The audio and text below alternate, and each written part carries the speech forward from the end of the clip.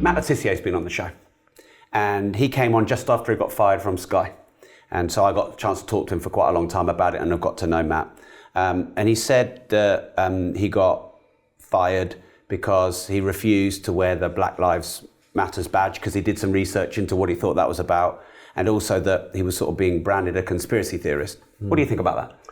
Well, I've listened to Matt, and I know Matt well, and I like Matt. I think he's very bright, and he's a nice guy. I love Matt. But they're two separate issues. The Black Lives Matter issue is separate to the issue. Now, I've got two doctors in the family. Both my kids are doctors, so I know it's real. I don't know that what they're doing is the right thing to do. Matt obviously thinks differently, but from a scientific point of view, I know that's the right thing to do. But Matt feels about that. As in lockdown, vaccines, etc. Absolutely, yeah, absolutely. That has to happen. Yeah. From the Black Lives Matter, unfortunately, what has happened is that people has hijacked, on both sides, the Black Lives Matter movement. For me, Black Lives Matter means Black Lives Matter. It's not about defunding the police. It's not about Marxism. So Marxism is not as bad a thing as you would think. It's about Black Lives Mattering. Simple as that.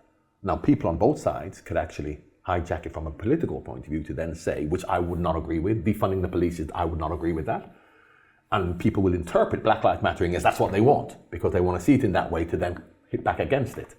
Or it may mean tearing down statues, and that's not what I want. So therefore, so it's not a binary situation where Black Lives Matter means either this or that. So it really depends on your interpretation of Black Lives Matter is. Now, what I believe is in authenticity of the support that's given. And I'm sure if you would ask the majority of white players as to whether they think they should be taking a knee, they'll probably say no. But they have to be seen to be doing it, or is it going to be called racist? So they'll do it. But they don't want to do it. The whole idea. Well, the risk to them of not doing it is great, isn't it? Absolutely. How much risk do you take? Well, Wilfred Zaha didn't do it. But he's black, so that's okay. So is it a question, if you're black, you don't have to take any, but if you're white, you do? So the whole idea, unfortunately, we've got to the stage whereby you just have to be seen to be doing things. And that is not the solution to the problem. The solution to the problem is believing what you're doing. Not just doing it because you know what? Well, we're not taking a knee anymore, are we? So why are they all banned? The players who don't take a knee. England didn't take a knee. Why aren't they banned? Because before, if you didn't take a knee, you'd be criticised. Why aren't they being criticised now for not taking a knee? So the stupid thing about it is that whatever is fashionable at that particular time, we'll do, and we can do the complete opposite. And it's like, well, we've had enough of that. And that's why I'm talking about the support isn't real. Football can do nothing about changing politics, can do nothing about changing racism, sexism, and homophobia. And we overemphasize the importance of football in that. Why does it keep trying? I mean, look at the whole Qatar thing. Why it keeps trying is because the real people who can do something absolve themselves of responsibility by doing it in football. So it's always on the front pages, and then we look and we say, things are being done. Things are being done. But the real people, be it the government, be it the council, who really should be doing it in terms of the inner cities and what's needed, they don't have to do it, because every day the media are saying things are being done because we're taking a knee. And Raheem Sterling is, coming out and speaking about Eastern Europe and how, these racists in Eastern Europe throwing bananas on the field, we're going to get them banned. And people go, yeah, let's get them banned. And the white working class footballer who throws a banana on the field, let's put him in prison for 10 years. You can't spell his name, hasn't got a job. And he's the reason why black people are being stabbed and they can't get jobs. We're fooling people that really care. I'd like to come back to the Qatar thing in a minute. Do you think it was fair and right that Matt Le Tissier got fired from Sky? No, I don't. No, I don't. Because, of course, you have to be able to have conversations about this without fear of retribution, and having nuanced conversations about it. Now, obviously, if you're going to have, headlines about Matt Le Tissier say that Black Lives Matter is not important, or Matt Le Tissier say that the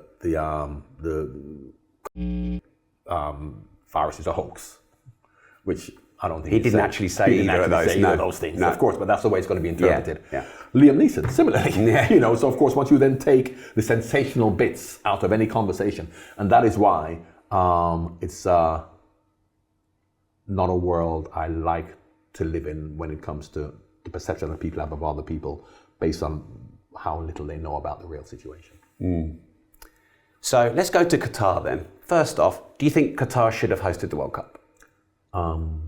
Should England host the Commonwealth Games? Do you know how what happened in the Commonwealth? The genocide, murder, rape, exploitation of all Commonwealth countries done by the British for 200-300 years. So if Britain can have the Commonwealth Games, Qatar can have the World Cup.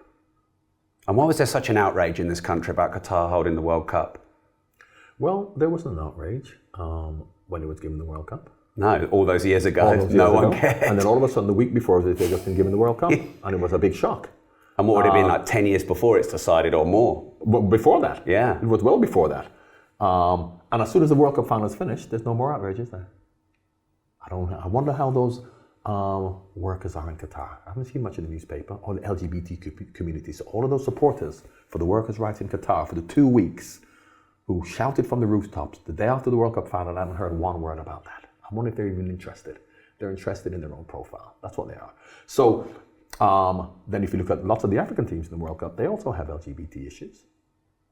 From an anti-LGBT legal perspective, should they be allowed to play there? Now the next World Cup is going to be in America. What's going on in Guantanamo Bay? You have the death penalty in America. Should America have the World Cup? But we're not going to talk about it, are we? Because unfortunately, if we do it, it's okay. But if other people do it, it's wrong. So that is why I say politics should be kept out of sport. Sport has no influence over politics. No influence. Because if Russia is banned from Europe to play in the European Cup or whatever, I don't think Putin's going to care about that. So we think that we can put pressure from a sporting perspective on them politically. We cannot. We cannot, and we have to stop thinking that we can, because it's absolving the people who can really do something of doing anything, because it's all focused on, particularly football, not other sports, particularly football. So, and secondly, all of these people who are having to go to Qatar, I'm not going to mention any names once again, but a lot of them, before Qatar and straight after Qatar, would have been in Dubai, having a nice little holiday in Dubai. Who have the exact same laws. So why are they having to go at Qatar when they love Dubai, going there on holiday? Because I am going to mention two people's names, not to throw them under the bus, because I'll try and be balanced like you are, John, but I couldn't understand why Harry Kane was getting so political with the LGBTQ plus and the armband, and then Gary Neville was really outspoken about it on as a commentator. And I just thought, why, you're getting paid a lot of money to do your job, why don't you just do your job? Well, they're put under pressure to do that, aren't they? So you think there's pulling strings from behind? Well, of course, because the thing about it is that if they were very much like taking the knee, if someone says you don't have to do it, they wouldn't do it. If someone says it'll look good if you do it. And it's mainly the Western countries. Australia did it, America did it. But here's the interesting thing for me, the whole thing about Qatar is when,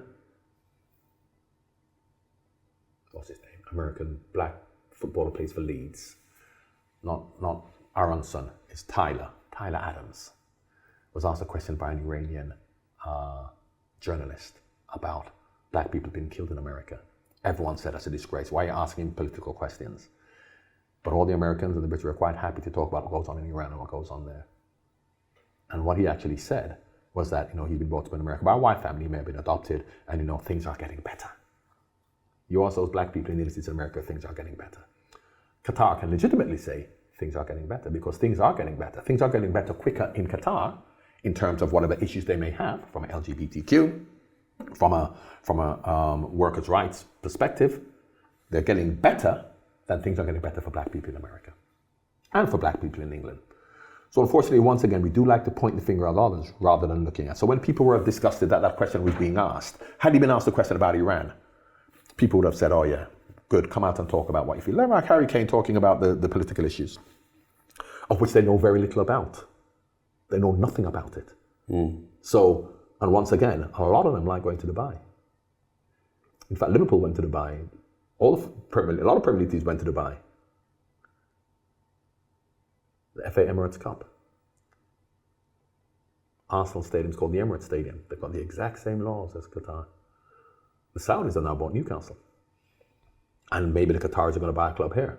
And these fans who want to talk about supporting the LGBTQ community, if any of them come and buy their club, they'll be delighted. Going to be able to spend money to get better players to win the match. So stick with football, stick with sport, and let the politicians deal with anything else.